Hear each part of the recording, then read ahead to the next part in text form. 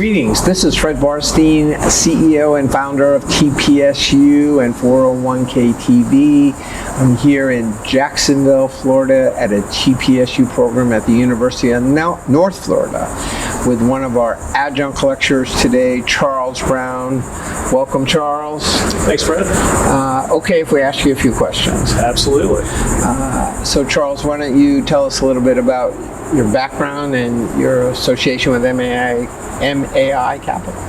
Sure. So I'm a consulting actuary. I'm an enrolled actuary. My background is in retirement plans. I've been in the compliance side of retirement plans for about 20 years. I've worked as the chief compliance officer for a national TPA firm. I currently work with a software developer who develops compliance software. Right. And also I work with MAI as an ERISA expert. So, Charles, you talked a little bit about the changing requirements for plans that have to get internal audits as opposed to a DOL audit. Nobody wants that. So, can you tell us what those changes are? Absolutely. So, every plan, more or less, has to file a Form 5500 every year, which is a report to the government on the plan's operation. The large plans, or plans that are considered large plans, are plans that have over 100 participants. Plans that don't have over 100 participants are considered to be small plans. Small plans don't need audits associated with their 5500s, whereas large plans do. And so it's very important whether you're a small plan or a large plan for that purpose. If you have, in the first year of a plan, if you have over 100 participants, then you're going to be a large plan filer.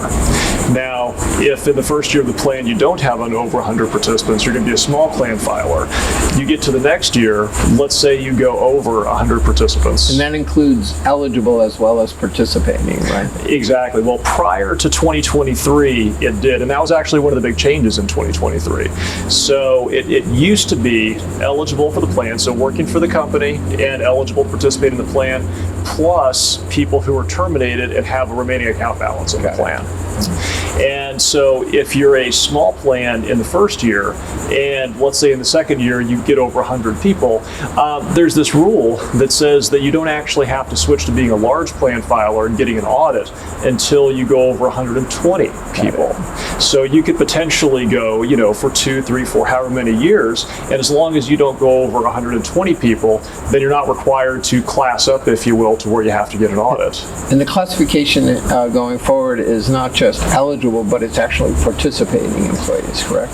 Exactly, and that's the big change for 2023. So effective for 2023 plan years, you're no longer counting those people who are eligible for the plan, but who aren't actually contributing to the plan. So if somebody works for the company, they're eligible, but they don't actually have an account balance in the plan, you don't have to count them for this purpose. Right.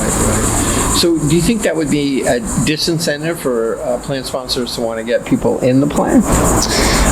Hopefully not. I would hope that having to get an audit on your annual return wouldn't make plan sponsors want to have less participation. I would hope so. Right. Yeah, I can see that. Hopefully not as well. Well, last question. This is your first TPSU. What's your impression? Why do you think plan sponsors should attend?